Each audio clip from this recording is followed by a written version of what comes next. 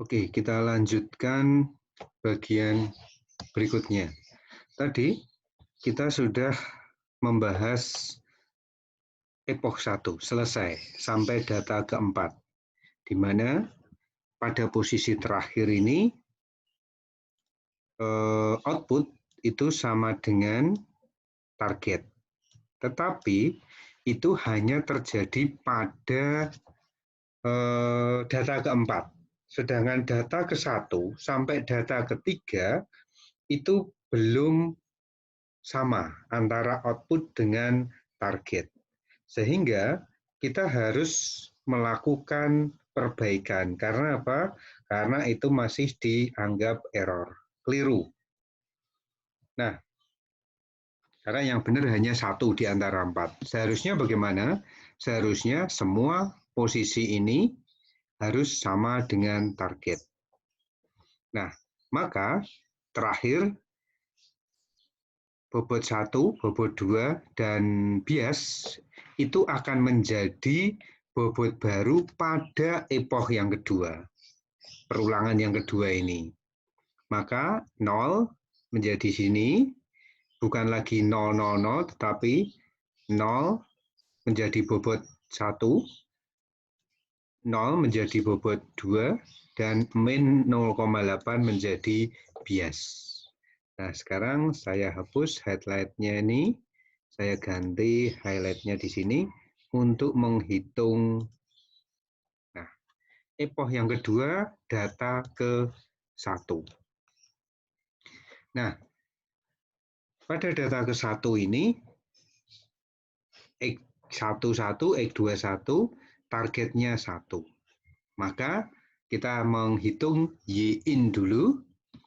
Y-in-nya bias dari min 0,8 ditambah dengan X1 adalah 1, W1 adalah 0.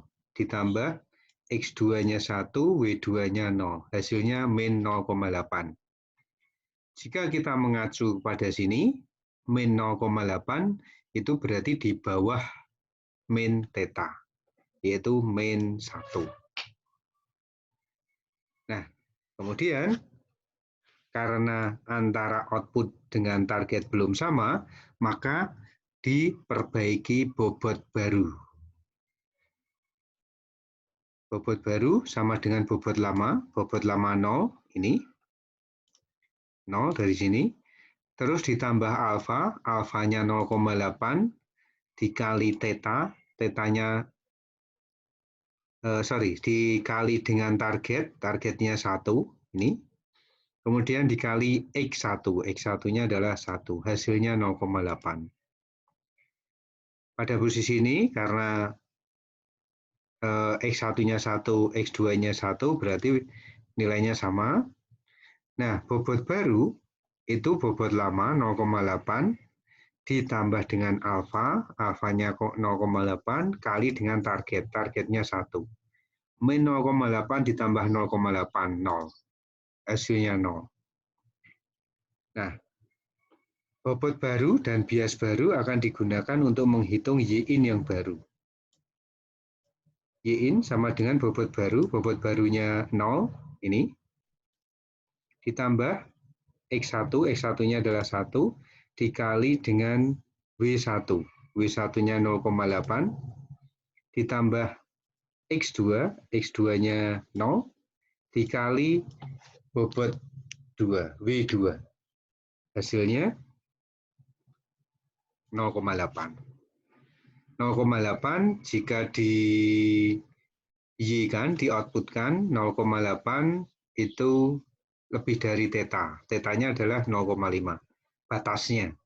Sehingga menjadi nilainya 1. Mana ini? Oh, ini.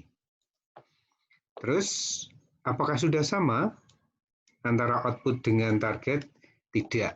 Ini ya, jika output tidak sama dengan target, maka hitung bobot baru. Bobot baru yaitu bobot lama ini ditambah alfa 0,8 kali min 1. Min 1 apa? Min 1 adalah targetnya, kemudian dikali X1. X1 adalah inputnya. Hasilnya 0. Kemudian W2 yang baru sama dengan W2 yang lama 0,8 ditambah alfa, alfanya 0,8, targetnya adalah min 1, dikali dengan X2, X2-nya adalah 0, nilainya 0,8. Kemudian bias baru sama dengan bias lama ditambah dengan alfa 0,8 kali target, min 1, jadi hasilnya 0,8. Oke, data yang ketiga. Kita sudah punya W1, W2, dan bias baru. Kita hitung dari sini. Saya highlight. Y-in sama dengan bias baru, min 0,8. Ini ya hasilnya. Kemudian ditambah X1, X1-nya 0. Dikali dengan W1, W1 yang baru, 0. Ditambah X2, X2-nya 1, dikali W2, W2-nya 0,8, hasilnya 0. 0 jika di-outputkan ada di ring 0 nih, karena 0 ada di bawah batas setengah dan di atas batas min setengah, jadinya 0. Kemudian, apakah sudah sama output dan target? Ternyata belum, maka dihitung bobot baru. Bobot baru sama dengan bobot lama, 0, ditambah dengan alfa, alfanya 0,8, dikali target, targetnya adalah min 1, kemudian dikali dengan X1, X1-nya 0, sehingga hasilnya 0. Kemudian bobot baru, bobot lama 0,8 ditambah alfa, alfanya 0,8 dikali target, targetnya min 1 dikali X2, X2-nya 1. Sehingga hasilnya ya 0. Terus bias baru, bias lamanya min 0,8 ditambah alfa 0,8 dikali targetnya min 1. Sehingga hasilnya adalah min 0,8 ditambah min 0,8, min 1,6. Untuk menghitung Y-in yang baru,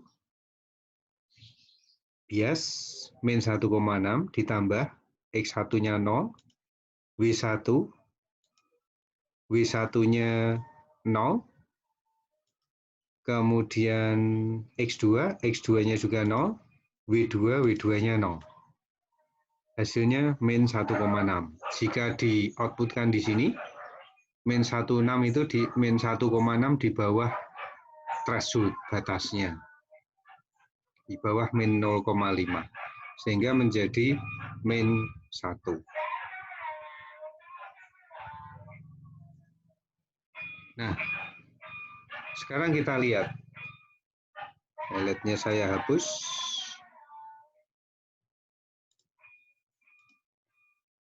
Ini di sini saya kasih highlight-nya.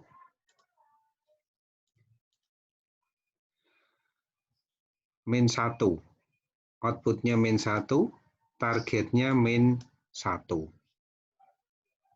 Sama. Sehingga kita tidak harus menghitung W1 yang baru. W1 yang baru langsung sama dengan W lama. Nih.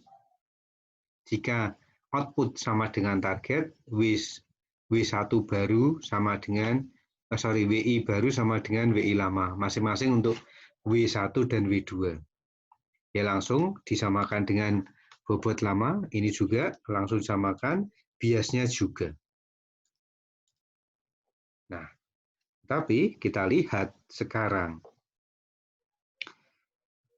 bahwa dari 4 output ini memang berubah, tetapi tetap berbeda dengan target. Yang sama cuman hanya di data keempat. Maka dibutuhkan pembelajaran berikutnya untuk epoch ketiga. Epoch ketiga kondisinya W-nya dari sini diambil, nih. Kemudian W ini menjadi bobot baru di epoch yang ketiga. Bias ini, bias dari kondisi terakhir di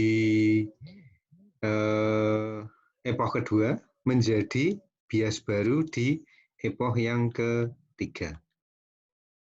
Nah, perhitungannya sama. Saya hanya memperlihatkan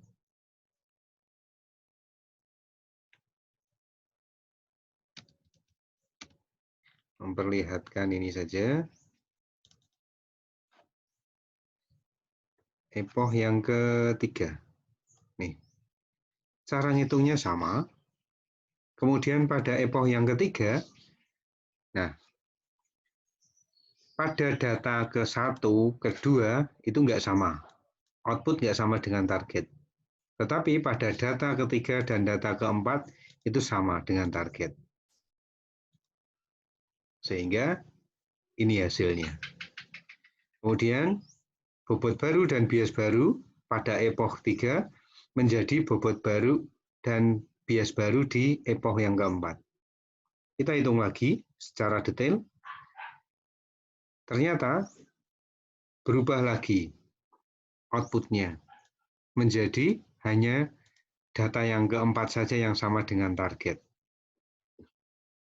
Karena belum sama, maka dihitung lagi dengan menjadikan bobot dan bias terakhir menjadi bobot bias pertama pada epoch kelima.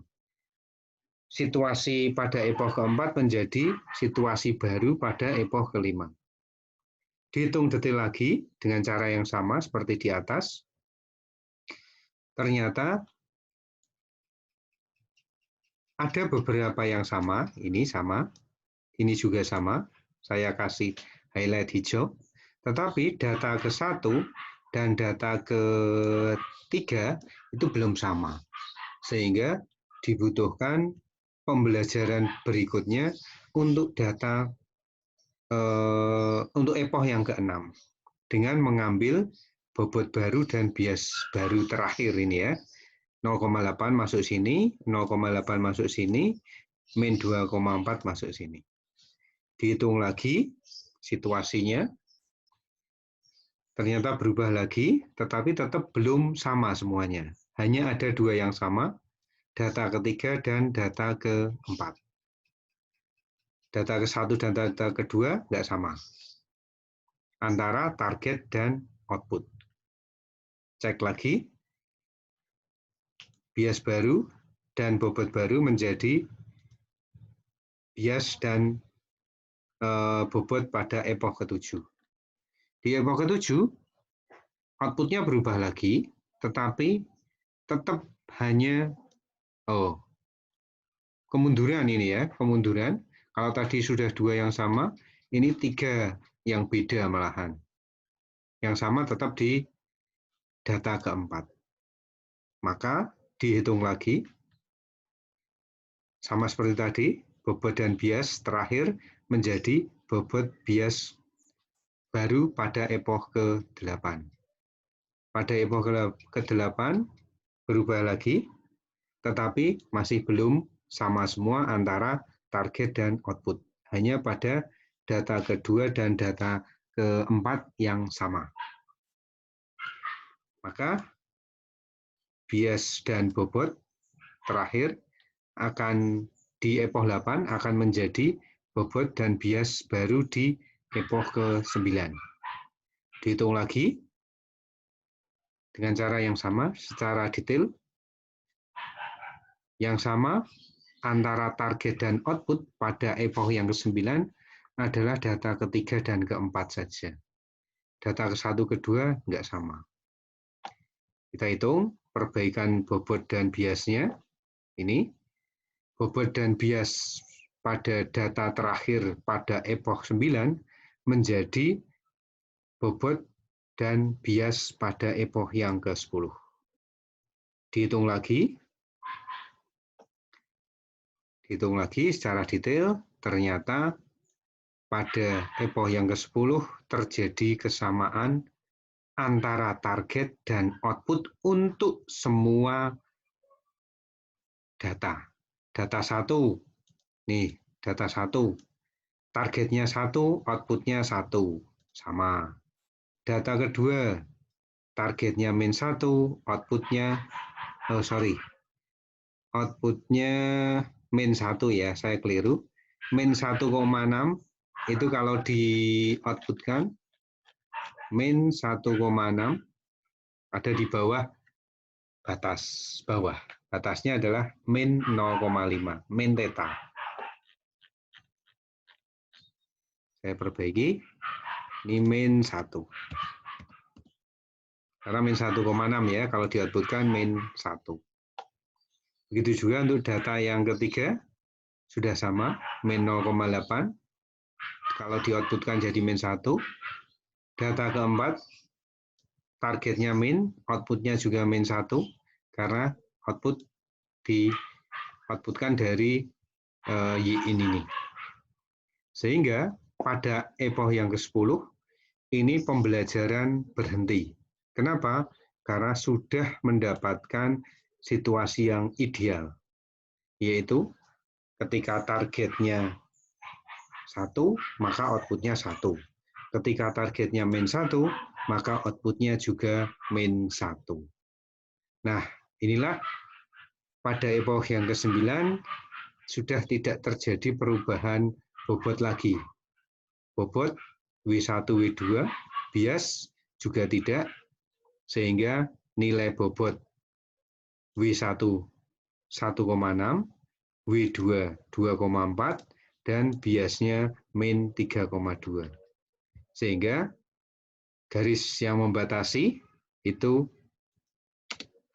1,6 X1 ditambah 2,4 X2 -3,2 lebih besar dari 0,5.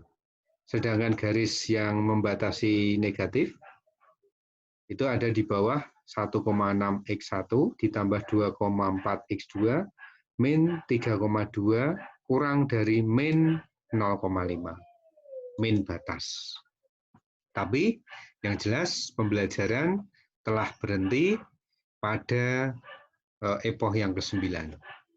Jadi perseptron sebenarnya pemahamannya adalah seperti ini. Kalau misalnya kemarin kita melihat algoritma, kemudian pengertian-pengertiannya, sebenarnya itu digunakan untuk menghitung ini. Kita harus bisa menghitung secara manual dengan perhitungan manual.